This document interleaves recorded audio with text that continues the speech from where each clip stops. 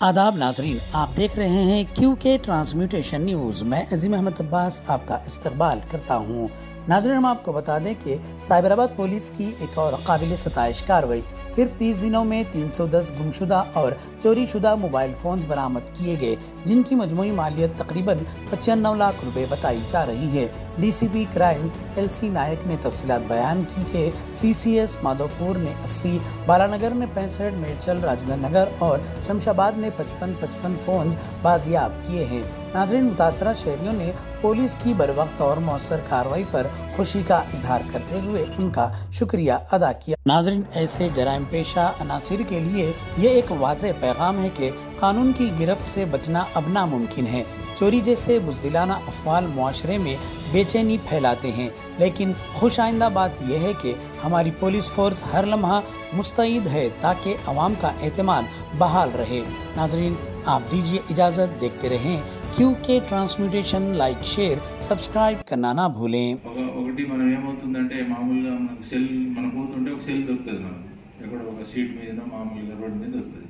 జనరల్గా మనిషి human tendency ఏముంటుందంటే తీసి జేబులో పెట్టుకుంటాం, ఎందుకంటే జర కాస్ట్లో ఉంది, నేను వాడుకోవచ్చు అని అనుకుంటాం.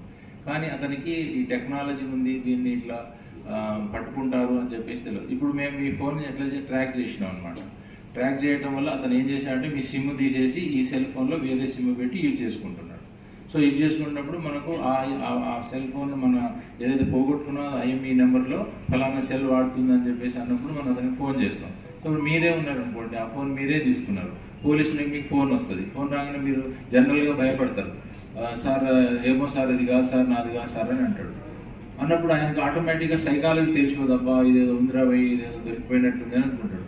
అప్పుడు మనం ఏంటంటే అష్యూరెన్స్ ఇస్తాం వాళ్ళకు, ఏమని, బాబు ఇది కేసు రిజిస్టర్ చేయట్లేదు, దొరికిన సొమ్మును మాకు ఇచ్చేస్తే చాలు అని చెప్పేసి అంటారు. సో ఈ విధంగా ఏమవుతుంది అంటే మనిషి నేను దొంగతనం చేసినా తెలిసిపోతుంది అనే ఉద్దేశంతో చాలా వరకు మనకు రికవరీ కాలేకపోతుంది.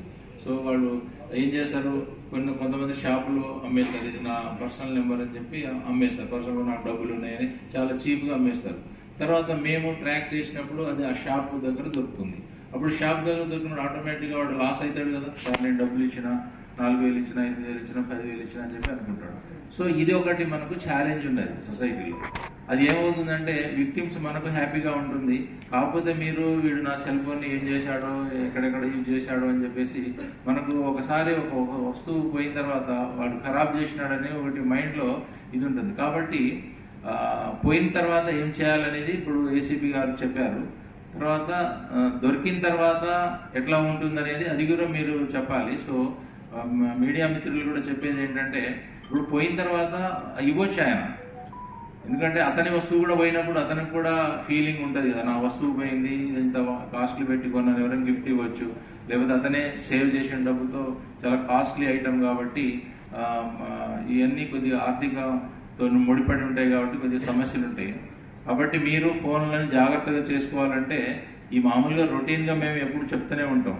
ఎందుకంటే ఇప్పుడు మొబైల్ అనేది ప్రతి రోజు మనకు నీడ్ అనమాట, అవసరమైన వస్తువు అది.